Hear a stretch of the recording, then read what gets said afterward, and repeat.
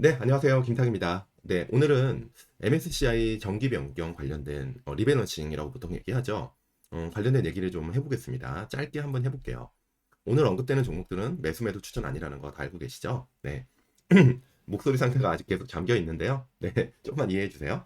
자, MSCI 정기 변경. MSCI는 다 아시겠죠? 모건 스탠리에서 만든 어떤 인덱스예요. 그래서 이 MSCI를 추정하는 자금이 글로벌에 굉장히 많습니다. 크게 이제 선진국이 있고 이머징이 있고 또 다른 뭐 세부적인 어떤 그 인덱스들이 있어요. 근데 오늘은 우리 한국 증시를 얘기할 거기 때문에 MSCI EM 관련된 얘기를 합니다. EM, 이머징 마켓의 약자예요. 그래서 MSCI EM에 관련된 얘기를 한번 해볼게요. 이렇게 약간 안 보이니까 좀 올릴게요. 네. 자, 2월, 5월, 8월, 11월 매 분기마다 정기 리뷰를 하는 겁니다. 인덱스 리뷰를 진행하는데요. 2월, 5월, 8월, 11월 딱 한다는 거예요. 자, 리뷰의 결과는 해당 월 중순 정도에 발표를 합니다. 그러면 2월 달의 리뷰는 2월 중순에 발표를 하는 거고 5월 달은 5월 중순이겠죠. 그죠? 8월 달은 8월 중순이고 네, 11월 달은 조금 초에 발표했어요. 보니까 24년 11월 리뷰는 7일에 발표했더라고요. 그래서 약간의 그 편차는 있어요. 편차는 있고요. 그래서 지수의 적용은 3, 6, 9, 12월에 첫 영업일 날 리밸런싱이 일어나는 겁니다. 첫 영업일. 네. 그리고 리밸런싱일은 2, 5, 8, 11월의 말일날, 보통 말일날 하고요. 작년 24년 11월 달은 27일인가 했어요. 그래서 보통 말일날 리밸런싱이 일어나고 지수의 적용은 3, 6, 9, 12의 첫날부터 이제 인덱스에 이제 편입이 되는 겁니다. 그리고 25년 2월 이제 가장 가까운 이제 2월 달 리뷰 결과는 1월 20일부터 1월 31일 사이에 이제 주가에 따라 결정되는 거예요. 그래서 여러분들이 MSCI의 어떤 편입 기준이 뭘까 이제 궁금해 하실 수도 있는데요. 이건 단순히 그냥 주가입니다. 주가. 일정 부분의 시가총액이 되면 편입을 시키고 그 시가총액보다 내려오면 편출하고 이런 구조로 이제 큰 틀에서 물론 특례 조항이 있긴 하지만 가장 큰 게 주가라는 겁니다. 그래서 지금 오늘 제가 말씀드리고 싶은 거는 2월달 리뷰에 대한 얘기를 좀 하려고 하는 거예요. 그래서 지금 1월 20일부터 이번 달이죠.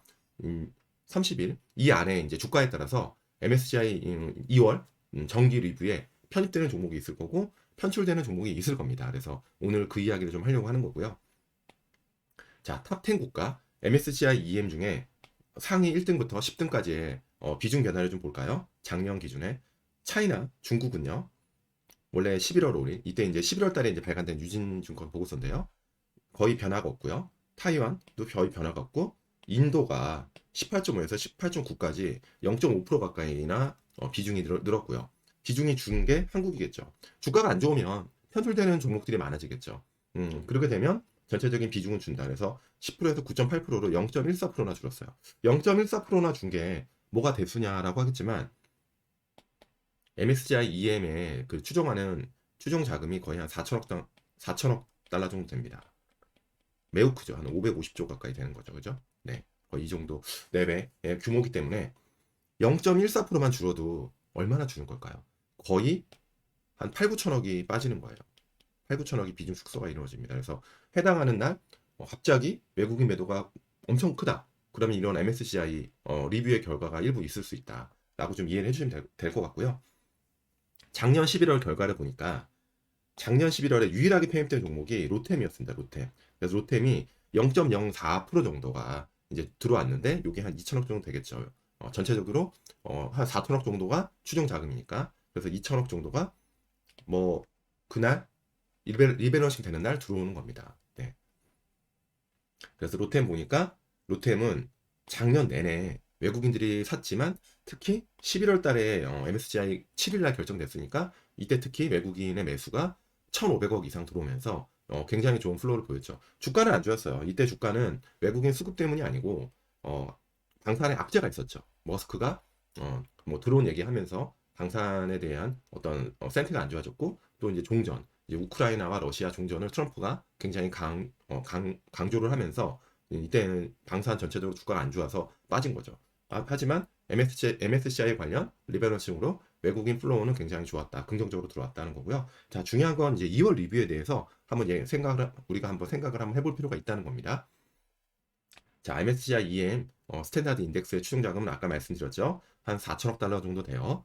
근데 지금 이게 삼성증권 자료인데요. 정규 리뷰 편입 가능성이 있는 MSCI 코리아 종목 현재는 들어가 있지 않지만 2월 리뷰에 들어갈 가능성이 높은 종목이 삼양식품, HD 현대미포조선이 있다는 겁니다. 물론 두산과 넥스원도 있지만 시총이 아직 5조가 안 되기 때문에 여전히 약간 멀어져 있고요. 그래서 30% 이상 올라야 되기 때문에 약간 확률이 낮겠죠. 물론 1월 달에 이번 달에는 많이 올라와서 들어올 수도 있지만 현재까지는 확률이 낮다. 근데 지금 확률이 높은 거는 지금 삼양식품 8%만 더 오르면 되고 현대미포는 10%만 더 오르면 돼요. 그래서 6조 정도가 되면은 편입이 된다.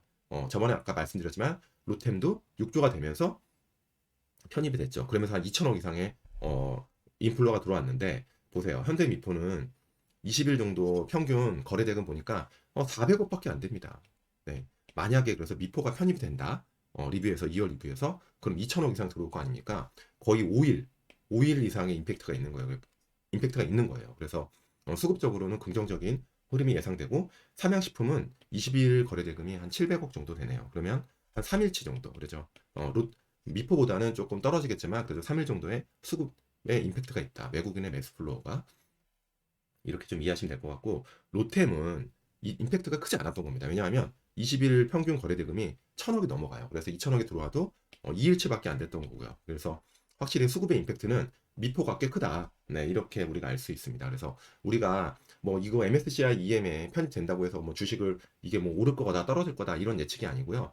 MSCI 그래도 이런 정기 리뷰는 여러분들이 주주건 주주가 아니건 관심 있게 한번 보실 수급적인 이벤트입니다. 그래서 이번 기회에 한번 MSCI 관련해서 한번 정리하시고 공부하는 네, 시간으로 한번 제가 시간을 한번 가지면 좋을 것 같아서 영상을 한번 찍어봤습니다. 네, 영상 내용이 좋았으면 좋아요 한번 눌러주시고요. 날씨가 춥습니다. 다시 한번 새해 복 많이 받으시고요. 건강에 유의하시고요. 다음에 더 좋은 영상으로 찾아뵙겠습니다. 안녕.